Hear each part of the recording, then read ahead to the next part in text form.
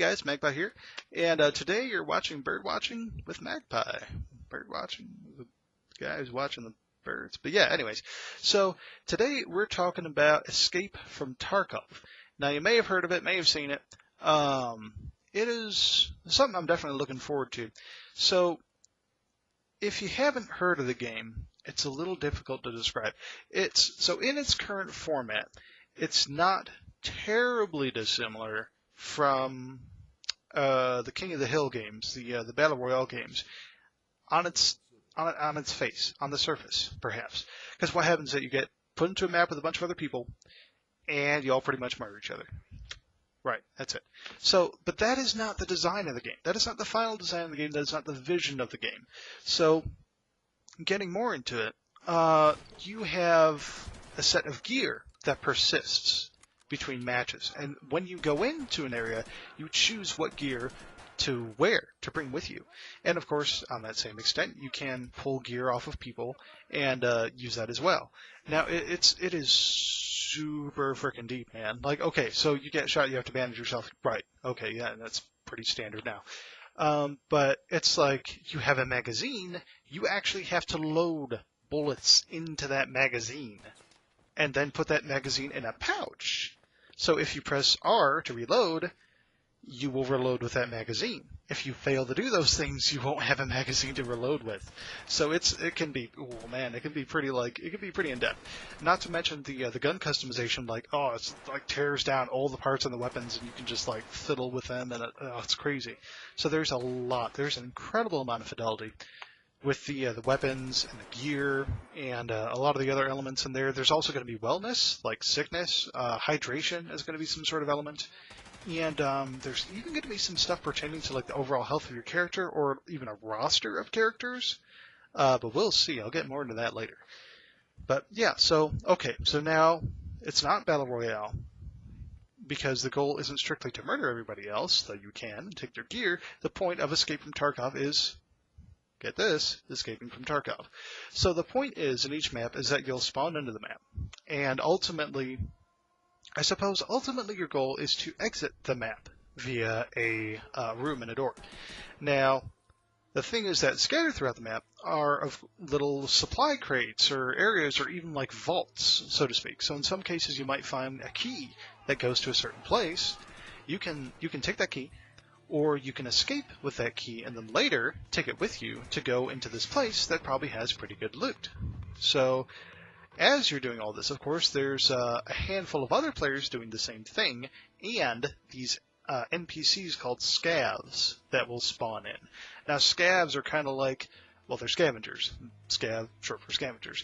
Now, they're not terribly well equipped, but yes, they are all against you, players.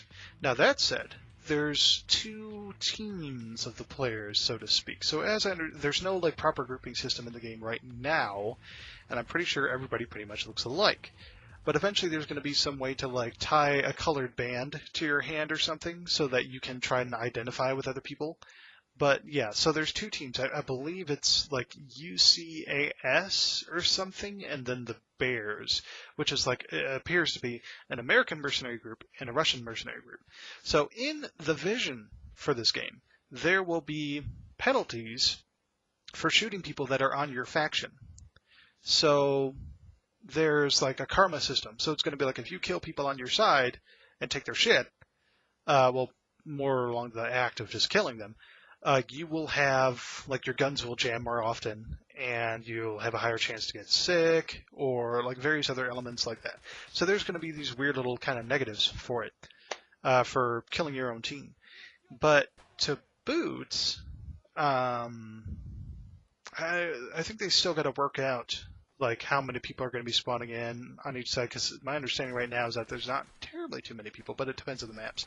But to boot, not only is there like this whole persistent set of gear, there's also traders. So there's NPC traders. Now you don't interact with them in the map, but it's outside of the map that you do this, that you can sell your stuff to or buy stuff from, and you will have reputation with these traders. And some of the traders are based on the factions. So if you are a bear and you end up killing other bear dudes, so you lose reputation with that trader, and you can no longer buy shit from them. So, yeah. it's interesting because there's a lot more persistence between the matches and things to do between the matches and like importance and the time between the matches than in other games where it's just like a session is a session is a session and that's all it is. So one thing that they just previewed recently was a bunker. So you kind of have like the safe houses in Payday. It's a bit like that. So you have this little bunker that you go to between missions, and the thing is that it starts off with like practically nothing, but you will upgrade certain components of your facilities. For instance, you can put in a shooting range, and with that shooting range, you can fire off your ammo, which it doesn't actually use your ammo because once again everything's limited. It's very, very, very like survival-esque, but you can test your weapons at the range, or I think they're even talking about stuff like you'll get like a latrine, so you can keep up your cleanliness and be less likely to get sick, maybe. But I do know they mentioned hydration and they mentioned healing. So that's the thing. I think you may not just have one character, perhaps a roster of characters, maybe, and then like between matches, those characters will recover from their injuries. They won't just outright die if they get shot and effectively killed, yes, for the match, but I think what will happen is that they will just end up injured. So it's pretty interesting because there's a whole metagame going on here of it's not just kill all the other guys. It's not just make it to the end. It's about managing your loot, among other things. So here's one thing. If you take weapons with you into the zone and then you die, and you do this so many times that you don't have shit for gear, what are you going to do, right? So one thing that they're also working on is making it so I think you can pay a small amount and you can play as a scav. So then that way, all the AIs are not hostile to you, it's just the players. So technically you have the numeric advantage. And then whatever gear you can steal and leave with as a scav, you get to keep. So that would be a way of kind of getting back on your feet, or a lesser risk method right now. So right now, once again, not the vision, but right now what happens is that people will take like their knife, or I guess the axe is what they have, and they'll try to sprint to the places where there's loot, and they'll sprint to the exit, which is zero risk. But that's the thing, is that they're going to add this mechanic where your dude gets hurt. So there is risk, no matter what. Unless you're playing as the scav, which is very low risk because it's basically, I think you pay a small amount of in-the-game currency to play as a scav. It doesn't matter what happens to your scav. If he makes it out with the loot, great. If not, well, you lost a bit of cash or whatever. So ultimately, this game sounds really cool, and I mean, you just got to see like the fidelity of it. It is crazy high fidelity, and interesting mechanics that they're working on. Ultimately, I'm looking forward to this game.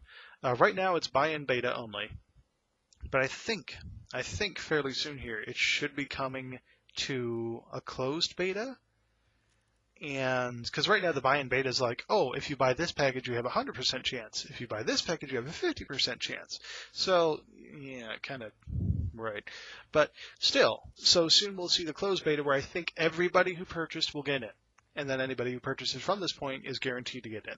And then eventually you'll open beta, and we'll see where it goes from there. But honestly, Escape from Tarkov, so if you're kind of, I don't know if it's quite to the level of Arma, but it's pretty similar. It's like you get shot in the chest and you don't bandage yourself, you will die. Shotguns don't, all over the room, shotguns are like, boop, at like, 30 meters. But it's not going to pierce a Mark IV plate. So you get shot with that, it's not going to do a big deal, but it's like, yeah, so it seems very pseudo-realistic. It's definitely interesting. So in a different video I talked about Stalker, and this is another game that's kind of, in a sense, Stalker-esque, in that you're in these decrepit, decaying zones, kind of creeping around, trying to get what you can to survive and leave, and some people may be hostile to you, some people may not. But right now, so that's a vision, at any rate. And the metagame does sound pretty interesting. But currently, it's mostly everybody loads in and shoots everybody else and takes their shit and leaves. So we'll have to see how it develops, but Escape from Tarkov looks pretty neat. This has been Totally Legit Science. Magpie. Don't forget to like, favorite, and subscribe to see more of our videos. Leave a comment. Let us know what you want to see.